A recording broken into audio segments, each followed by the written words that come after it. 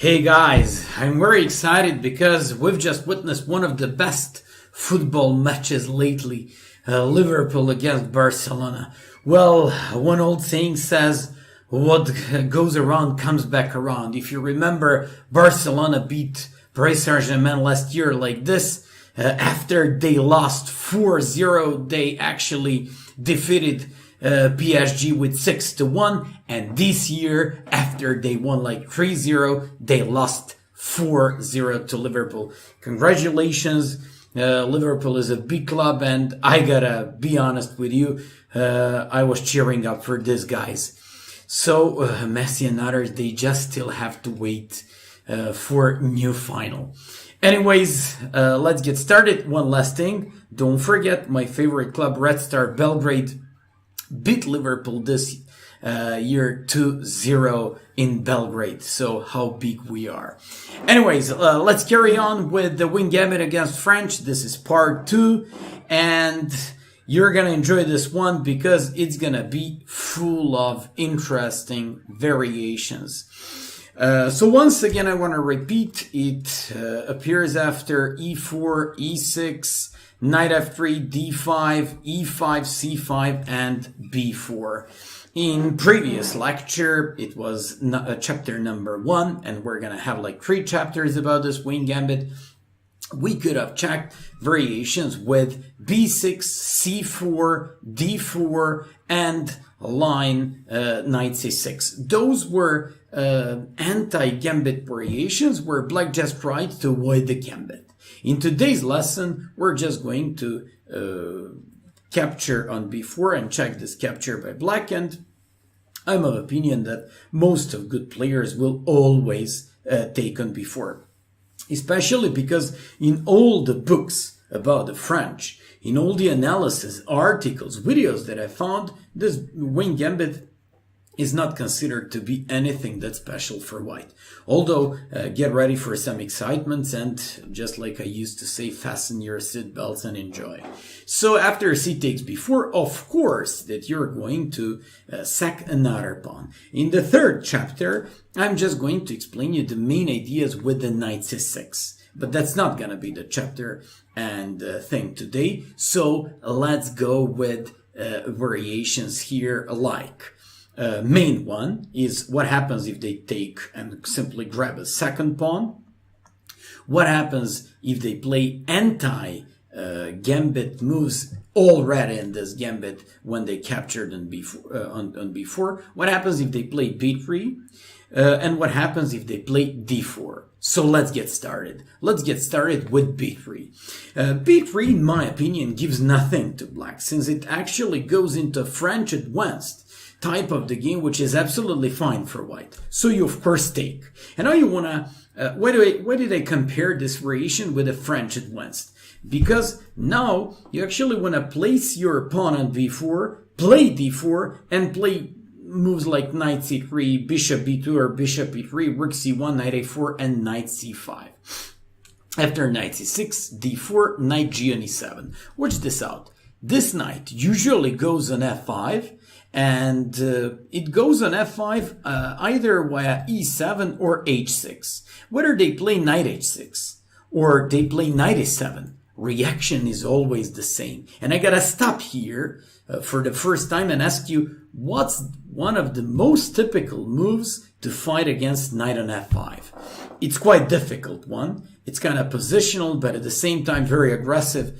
It's h4. It's aimed against knight f5. You're probably wondering, how can this be aimed against knight f5? Simply because if they jump with this knight on f5 anyways, you can play g4, and they have no more possibility to place that knight on h4. After you play g4, they go knight h6, and here you can go rook g1, or you can go bishop h3. I like giving my light square bishop activity like this. I like going with possible ideas of g5, knight f5, and bishop takes f5, and then installing my knight, for example, knight b1 c3 to f4. with full control of the dark squares, and of course pointing out how weak and bad is the light square bishop on c8. But I also like this plan with the queen d3 in order to overload my defense and control of the d4 pawn, and then go with short castle. What is a little bit better? b3, all things considered, should be actually taken as a very suspicious continuation by black, and people don't like to play this move so much. You can face this in bullet or some blitz games, but it's not of great value. d4 is anti-gambit, and get ready to see one of my games played against a guy whose name was Todorovic, that was played in Rapid Game in 2009 here in Serbia. I captured on b4, he did capture by bishop, and you play c3. That's actually what I like about this variation, because everything goes with a tempi. And after d takes, here you go queen a4 check. That's why I like this variation. It's kind of forced. They have to play all these moves, and everything goes and simply slides very smoothly for you. So after b takes c3, they gotta play bishop c5 or bishop f8. My opponent played bishop f8. It's passive move, but it gives black pretty logical ideas with knight e7, knight g6, or knight e7, knight f5, or d5. Of course, we always go with the knight bd2, and would like to jump with this knight on e4 and conquer dark squares with bishop g5, knight d6, rook d1, and things like this. My opponent went with knight g on e7. One guy asked me, what if this? Then queen f4, threatening knight g5, threatening h4 with getting some space on the king side. It's quite a nice positional move. Going with knight e4 and bishop d3, of course, getting some logical way of activity. Although my opponent went with knight g on e7, I was expecting that move. And when I analyzed this position, I analyzed that knight d5. It's the best move. He went for that. The point is, if he goes with knight f5, we have a very nice line here, because you play g4, knight has nowhere to go. It cannot go back to e7 because of knight d6 check. When it goes here, let's go, guys. Your first tactical position for today. Get ready and tell me what to do. Let's go. It's white to move. White moves and wins. Whoever said knight takes h4, queen takes h4, and bishop g5, he was absolutely right, because this is a very nice way of trapping up this queen. After queen g4, knight d6 check, and this queen on a4 wins the queen on g4. That was first tactical diagram for you in today's lecture. Hope you found it. My opponent went with a better move, knight d5, and I played bishop e2. My idea is very logical. I want to play short castle and drag my rook to d1. Bishop e7, castles. I played rook to d1. I was threatening c4. Queen is hanging, knight as well. Plays queen c7. I played c4, driving this knight away, and put my queen back on c2. My opponent felt very happy. He told me after the game, when he realized that he could have won the second pawn. I captured, played bishop e2, and played c5. I kind of like this move c5 because it stops development of the black pieces. And here, once again, I can give you a diagram. So the diagram will be for advanced players. Make a move and come up with strong initiative, even though you're 2 pawns down. Okay, if you manage to find rook a3, congratulations, because rook a3, this rook goes on either g3 or h3, and I'm just getting ready to mate my opponent. My opponent played the most logical move, completing his development. I played rook h3, threatening rook takes d5, knight f6 check, and queen h7 checkmate. He played h6. I played bishop c4, which was a nice move, because here we're just threatening to take on d5, to whether by rook or by knight, by bishop, and also would like to go with some other moves. When he played bishop c6, once again, it's time for you. What did I do in this position? This is for advanced players. find tactics for white because my opponent resided in 4 moves. Once again, this was rapid gameplay this year in Serbia. So whoever came up with bishop g7, congratulations. Then you're really good at tactics and you really know how to attack. So after king g7, I played rook g3, of course, king h8, and I realized that all I had to do here was just to remove this knight that was controlling queen on f4. So I couldn't play queen c1 because he would oppose that with queen f4. But then I said, okay, let me just remove the knight. He captured and I played queen c1. And when he played king h7, rook h3, he couldn't stop the checkmate and he resigned. This was my game played in a rapid tournament this year in Serbia. Hope you enjoyed it. Once again, it happens in anti-gambit variation with d4. So you take, they gotta capture, otherwise things go very wrong for black. You play c3, they gotta capture. Queen a4, they have to play knight c6. And why do I insist on this? They have to. Simply because they gotta make all these moves and they're kind of forced. So after bishop c5, you play knight bd2, followed by knight e4 and bishop a3. I'll show you 2 games. I'll show you games by Grandmaster Gajewski from Poland, who played this when he was kind of younger, like 15 years ago. His opponent played f5 to stop knight e4, to stop that initial idea, knight b3. And now, if the bishop goes back to e7, then he's got lots of problems with this knight, where to develop this knight, because possibly knight h6 could always be met by bishop h6. That's why his opponent went with the bishop b6, but now you actually put your bishop on a3 and get like fantastic control of the dark squares. So after bishop d7, queen f4, I like this over protection of this, and also placing the queen on a better part of the board, especially when the bishop d7 was played. So you just want to place your queen on a, of course, to remove all those knight e5 threats by black. Knight e7, rook d1, placing the rook on the open file and pointing out that the queen is possibly weak. Queen g3, this guy played queen b8, and here Gajewski could have gone with bishop d6, with rook d7, sorry. He went with the bishop e5. His opponent captured. He played bishop d6, played f4, and after queen h3, his opponent couldn't stop either losing the queen on b8 or queen e6 check. Another nice game in this variation. And finally, if they go with bishop d7, you go queen g4. That's a very nice maneuver. So you just did this triangle with the queen d1, queen a4, and queen g4. Don't forget about this one. It is going to be a very common way of placing your queen on the king side and kind of building up a strong attack there. So after king f8, knight e4 with a tempi, bishop d3 with a tempi, and when bishop e8 to attack the bishop, king went to e2 and opened up the possibility of the rook d1. After queen c7, queen f4, rook d8, and Grandmaster Harutunian from Armenia managed to win the game because simply he put this knight into the, like middle of the black's game, and actually into the middle of into the heart of the black's position. And look at this. I mean, this really has to look, extremely bad and crampy for black. And of course, he eventually managed to win this game very soon.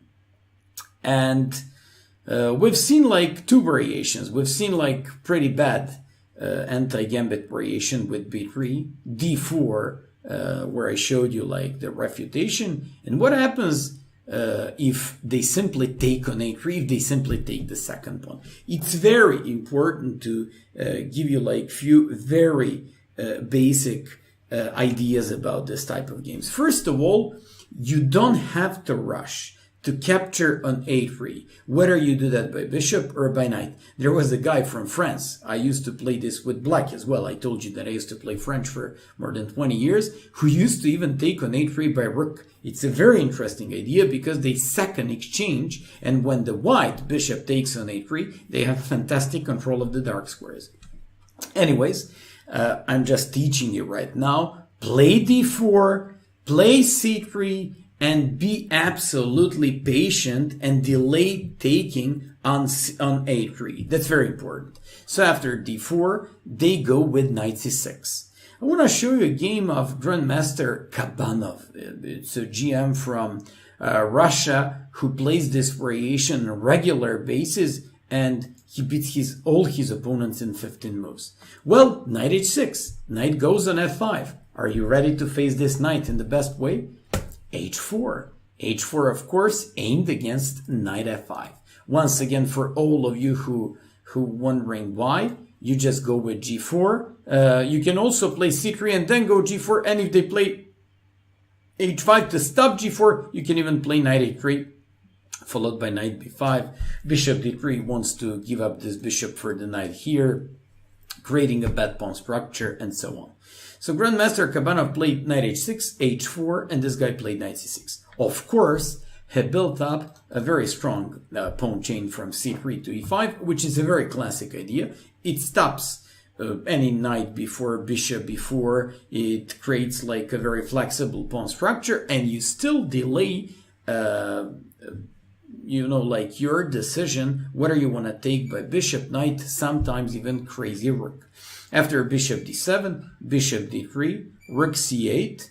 I have to admit that this is a very classic approach by black as well, because how are they going to develop their pieces? I also used to play against some guy from Albania, this system. I used to be black, and I just have to say I managed to beat him because I was a better player, but usually he was better out of the openings in this crazy type of positions. Anyways, for all of you who like to practice initiative, let's go. Pause the video and make a move for white. It's knight g5. Knight g5 opens up queen f3 and opens up queen h5. In this game was queen a5, bishop takes a3 finally, knight takes e5. Surprisingly, he's moving this knight and wants to take on c3. Actually, it costed him the game. Rook c3, cannot take because of queen c3, but after castles, bishop a3, queen d2, this guy resigned because all his pieces were, of course, hanging, and he just resigned the game. So after b takes a3, d4, knight c6, what happens? How should you play? Of course, you play c3. And once again, I'll show you a game of this guy Kabanov. And it's a very logical approach by black. You know, those who don't want to play like knight h6, knight e7, knight f5.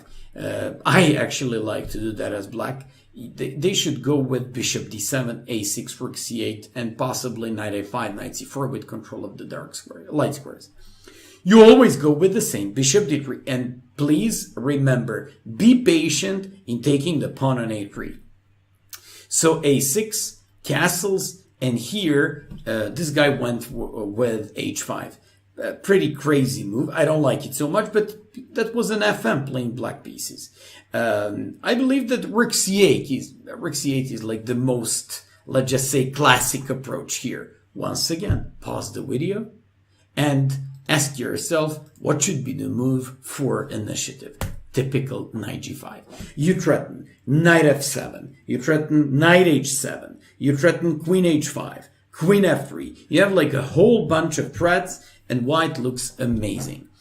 In this game, black went for h5. White played knight g5, threatening this pawn on f7. And after g6, went with queen f3, threatening the pawn on f7. I like it so much, he threatened mate. And after knight h6, what's the point here? The point of delaying this pawn on a3, taking the pawn on a3, is that you can't play queen e7 because I'm going to take bishop a3 now, and now you suffer because of that. If I had the knight, that would be another thing. Even knight b5 would be an option. Anyways, after knight h6, stop the video. Tactics for let's just say lower rated guys and medium level guys. White moves and wins. It's knight takes f7, knight takes f7, bishop g6, and this GM Kabanov won another game. I believe he's he's either from Ukraine or Russia, not sure. Anyways, after like c3, I want to show you one more game played between correspondence players. Knight e7 is classic approach.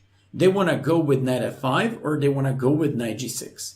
You always can play h4, and h4 is never gonna cost you anything, because if knight comes to g6 on the rim of the board, I explained you that last time, chase it away with h5. If it goes on f5, you're gonna have g4 with a tempi. They won't be able to play knight h4 any longer.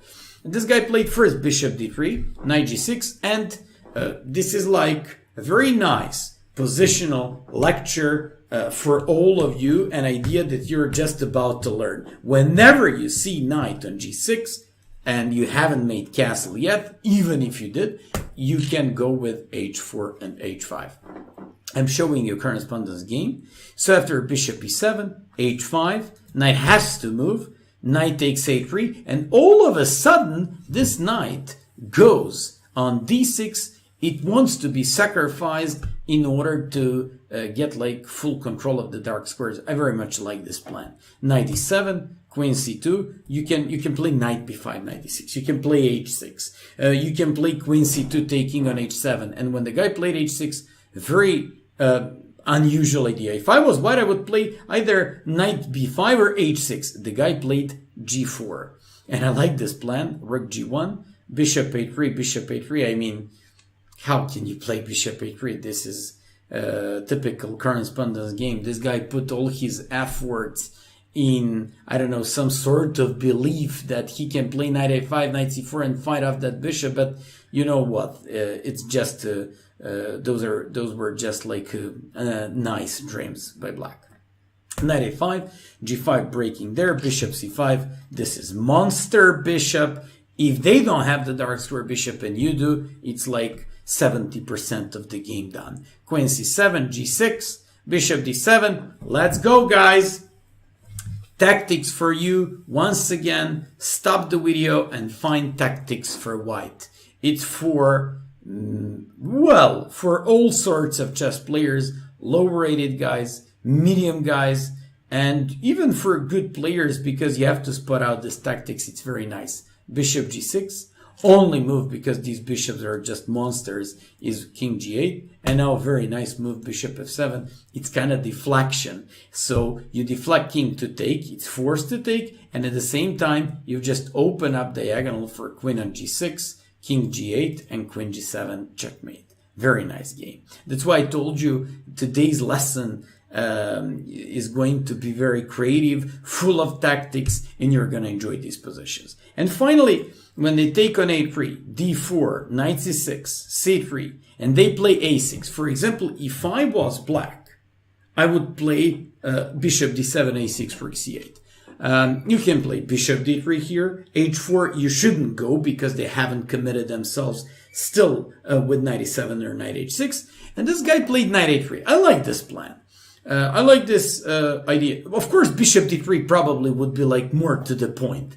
But knight a3, he just wants to go with a new idea. Knight b5. So you now, just like in Banco Gambit, want to take advantage of the open rook against the rook on a8 and go knight b5, threatening knight d6. Sacking that pawn in order to open up the game for the bishop here, in order to be able to afterwards, when you remove the dark square bishop in a black's game, do something with your bishop and play bishop a3.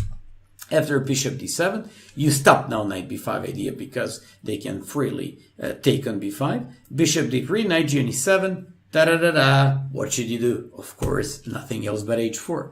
So after knight f5, g4, knight e7, bishop d2, h5, g takes, rook takes, and once again, a very nice way of finishing this game off. Knight g5, threatening this rook. I'm showing you some game between an FM and a guy who's rated around 2100 playing black. Rook h5, queen f3 threatening mate in 1, knight f5 captured, queen d5, and when this guy finally said, okay, at least give me some time to breathe, material is equal, white went with the knight b5. I could have given you this one, and he couldn't stop knight d6 check or knight c7. Once again, I hope you enjoyed this lecture tonight. This was part 2 of the Win Gambit. Once again, congratulations to the Liverpool fans, and I hope Ajax is going to win tomorrow as well. So we're going to have a great final. And once again, people, come up with some donations. Thank you so much for this, and keep enjoying this channel and content on it. Bye bye.